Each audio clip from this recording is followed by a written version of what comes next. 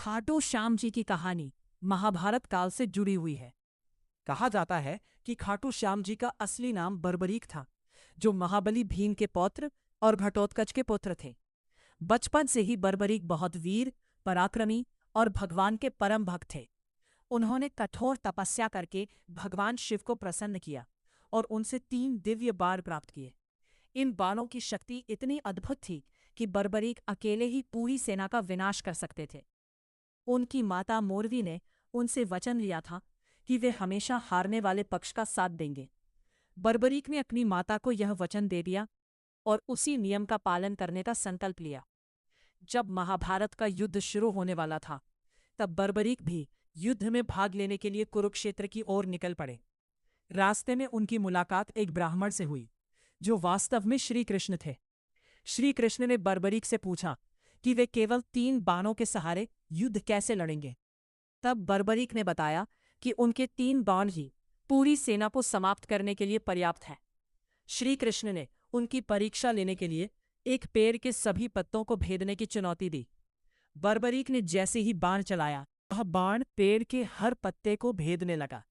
श्री कृष्ण ने एक पत्ता अपने पैर के नीचे छिपा लिया था, लेकिन बाण उनके पैर के आसपास घूमने लगा।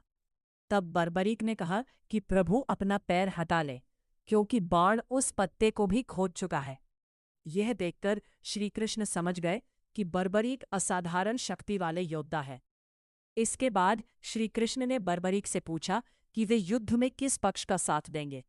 बर्बरीक ने उत्तर दिया कि वे हमेशा हारने वाले पक्ष की ओर से लड़ेंगे।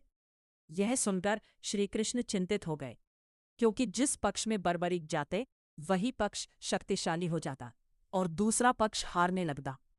फिर बर्बरीक अपना पक्ष बदल लेते।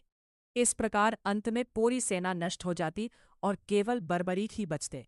धर्म की रक्षा के लिए श्री कृष्ण ने बर्बरीक से दान में उनका शीश मांग लिया। बर्बरीक समझ गए कि यह कोई साधारण ब्राह्मण नहीं है। तब श्री कृष्ण अपने असली रूप में प्रकट हुए।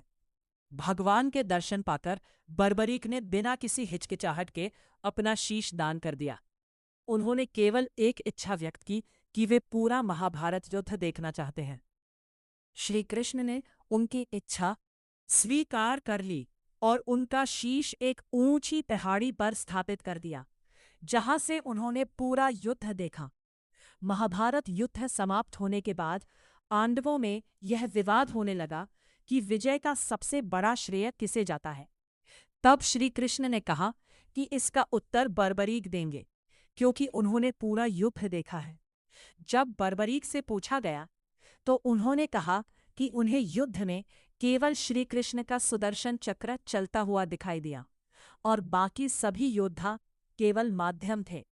यह सुनकर सभी समझ गए कि इस युद्ध की वास्तविक शक्ति स्वयं श्री कृष्ण थे। बर्बरीक के महान बलिदान और भक्ति से प्रसन्न होकर श्री कृष्ण ने उन्हें वरदान दिया कि कलयुग में वे श्याम नाम से पूजे जाएंगे और हारे हुए लोगों का सहारा बनेंगे। तभी से बर्बरीक खाटू श्याम जी के नाम से प्रसिद्ध हुए।